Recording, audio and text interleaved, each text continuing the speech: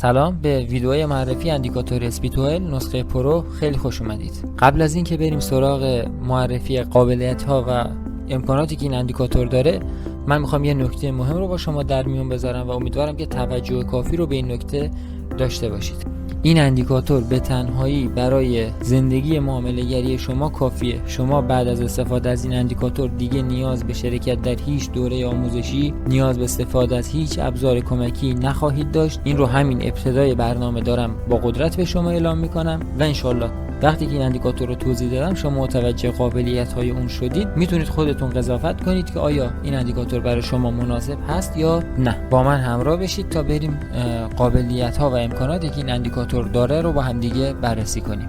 در اولین قدم بهتره که بریم تنظیماتی که این اندیکاتور داره رو با هم دیگه مرور کنیم و بدونیم که باید چجوری با اونها کار کنیم. توی پنجره تنظیمات اندیکاتور همونطور که دارید مشاهده میکنید ما 3 تا گزینه داریم برای کنترل سیگنال هایی که رسم میشن، مخصوصا سیگنال هایی که در گذشته قراره برای ما نمایش داده بشن. اولین گزینه اینه که ما میتونیم تنظیم کنیم این سیگنال هایی که اندیکاتور رسم میکنه روی چه تعداد کندل گذشته بازار رسم بشه. به صورت پیش‌فرض روی 5000 هست، یعنی اینکه اندیکاتور میاد و سیگنال هایی که روی 5000 کندل گذشته بازار هستن رسم میکنه اونها رو. گزینه دوم یه گزینه است برای اینکه چارت شما شلوغ نشه و هنگام معاملات لایو دچار سردرگمی نشید. این گزینه است و حالا مقدار پیش‌فرض اون روی 0 است. وقتی روی 0 باشه اندیکاتور میاد و تمام سیگنال های گذشته بازار رو حالا تا اون 5000 کندلی که به صورت پیش‌فرض تنظیم شده به شما نمایش میده. اما اگر اون رو بذارید روی 1 شما میبینید که اندیکاتور میاد و فقط آخرین سیگنالی که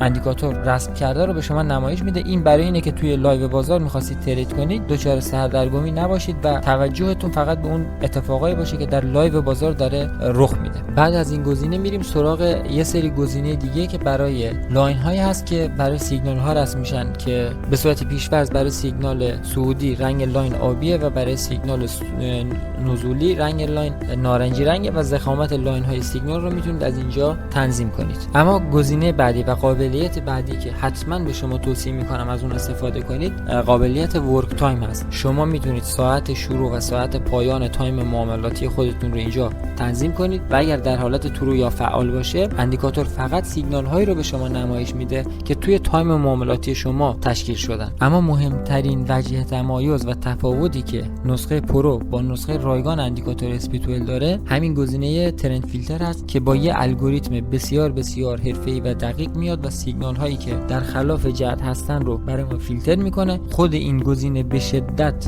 کارایی و وین ریت سیگنال هایی که برای ما صادر میکنه اندیکاتور رو بالا میبره و البته یه سری قابلیت های مهم دیگه ای داره که حالا توی بخش بررسی سیگنال ها در مورد اونها با شما صحبت میکنم. وجه تمایز و قابلیت مهم بعدی که نسخه پرو با نسخه رایگان داره اینه که توی نسخه پرو برای شما یه سری باکس های ریسک بریوارد ترسیم میشه و شما میتونید ریسک بریوارد مورد نظرتون رو اینجا وارد کنید. مثلا اگه میخواید با ریسک بریوارد 1 معامله کنید اینجا عدد 1 رو وارد میکنید. رنگ باکس استاپ لاس رو میتونید تنظیم کنید. رنگ باکس مثلا تی پی رو میتونید اینجا تعیین کنید و حالا رنگی که دوست دارید رو قرار بدید. برای باکس استاپ لاس هم به همین شکل. حالا بریم روی چارت و ببینیم که چه اتفاقی میفته. همونطور که شما میبینید اندیکاتور اینجا توی این لاین برای ما یه سیگنال نزولی داشته و خود اگه اون گزینه‌ها رو فعال کنید خود اندیکاتور میاد و برای شما یه باکس ریسک بریوارد رسم میکنه. جای استاپ لاس رو به شما نشون میده و برای هر معامله که می‌خواستید باز کنید یه جای استاپ لاس پیشنهادی رو روی چارت برای شما نمایش میده. حد تی پی تون رو میتونید اینجا قرار بدید طبق این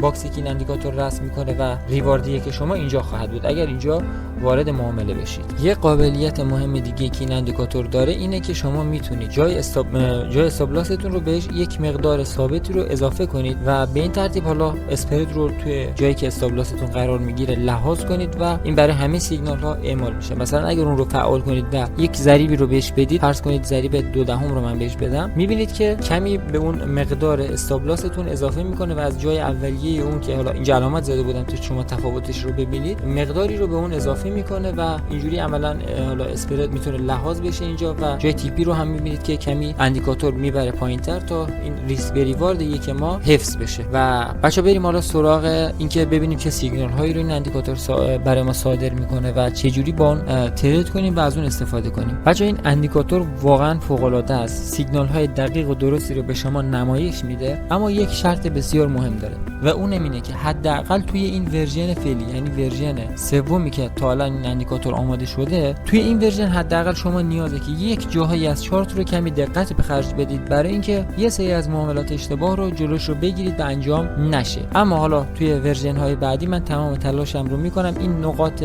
معدود و حالا کمی که وجود داره رو هم به واسطه الگوریتم هایی که حالا به کد اضافه میکنم فیلتر کنیم. ولی حتما توجه داشته باشید که گاهی اوقات نیازه که شما از دانش یا حالا اون درکی خودتون از چارت دارید استفاده کنید و جلوی یه سری از معاملات رو بگیرید. خیلی البته تعدادش کمه ولی خب من نمونهش رو اینجا برای شما مثال میذارم تا متوجه بشید منظور من چیه. بچا ببینید ما الان اینجا یه روند نزولی داریم. خب اینجا مثلا یه سیگنال اشتباه داشتیم، اشکال نداره یه استاپ میخوریم اینجا. حالا به شما میگم که بچا با این سیگنال ها چیکار کنیم. شاید بگید که الان ما این دوتا رو این رو هم استاپ خوردیم، این رو هم استاپ خوردیم. اول این استاپ نشده، تیپی شده چون قیمت تا اینجا اومده پایین. یه مورد اینجا استاپ داشتیم، یه مورد اینجا. خب ما دو تا تیپی گرفتیم، دو تا استاپ خوردیم. در ادامه بچا ما 4 تا معامله سودده داشتیم. به همین راحتی ما اگه مثلا روی هر معامله 1% ریسک می‌کردیم، به راحتی ما 4% سود اینجا گرفتیم. اما یه سری از جاها هست ما می‌بینیم که قیمت یه روندی رو طی کرده و برای ما بچا کاملا مشخصه که مثلا اینجا انتهای رونده. حالا این رو چه جوری تشخیص بدیم؟ مثلا میتونیم به واسطه این گپ خستگی که اینجا ایجاد شده تشخیص بدیم در انتهای روند، یا حالا یه سری الگوریتم‌های، یه سری ترفندهایی که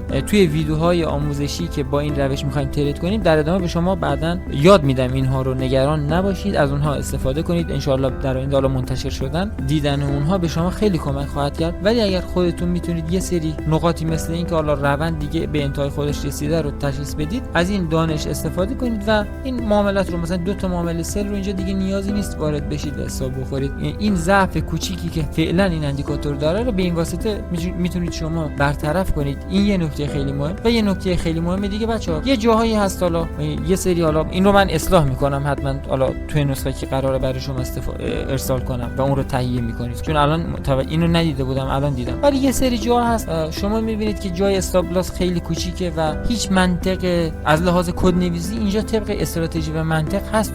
خب به لحاظ ولی چشمی شما میبینید که اینجا حالا منطقیه که ما ترید نزنیم، حتی اگه این الگوریتم و این اندیکاتور به ما اینجا سیگنال داده.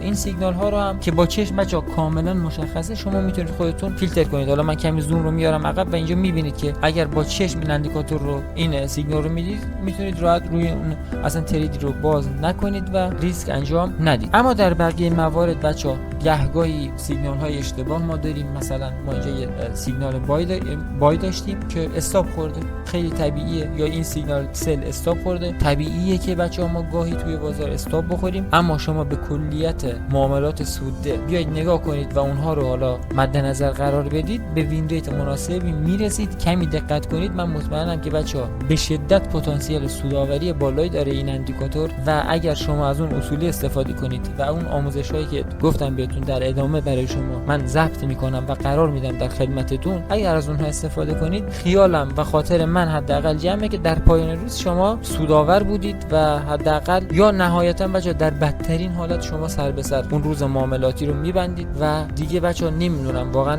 ترید از این ساده تر امکان پذیر نیست. این ته کاریه که میشه انجام داد به لحاظ کدنویسی و اندیکاتوری. البته یه سری الگوریتم‌ها و فیلترهایی رو من در آینده به این اندیکاتور اضافه میکنم. نسخه های جدیدی رو آماده خواهیم کرد که حالا تا حد زیادی اونجا هم باز سیگنال های اشتباه رو ما میایم و فیلتر میکنیم. اما نکته پایانی بچه‌ها این که برای تهیه این اندیکاتور، چون نسخه پرو بچه‌ها رایگان نیست، نسخه رایگان این اندیکاتور رو شما میتونید توی کانال دانلود کنید، از اون استفاده کنید و هیچ چیزی رو از دست ندادید. اون هم اندیکاتور فوق العاده ایه. اما برای اینکه این ویژگی ها رو داشته باشید، این فیلترها رو داشته باشید و از این اندیکاتور به این شکل استفاده کنید، نیاز هست که نسخه پرو اون رو تهیه کنید و برای تهیه نسخه پرو به پشتیبانی ما توی تلگرام پیام بدید. به صورت اشتراک ماهانه هر چند ماهی که حالا خودتون مد نظر داشتید رو سفارش میدید و برای شما نسخه‌ای که نیاز دارید رو ارسال میکنیم و میتونید اون رو بنازید روی چارت، چه اکانت واقعی ریل باشه و چه اکانت دمو، اون رو استفاده کنید و من مطمئنم که نتایج مثبتی رو توی روند معاملاتی شما خواهد داشت و فکر میکنم تا همین جای کار این ویدیوی آموزشی کافیه. به حد کافی شما الان با این اندیکاتور آشنا شدید و اگر صلاح دیدید و نیاز به اون داشتید که من و بچهای پشتیبانی در خدمت شما هستیم و آرزوی موفقیت دارم برای شما و خدا نگهدارتون.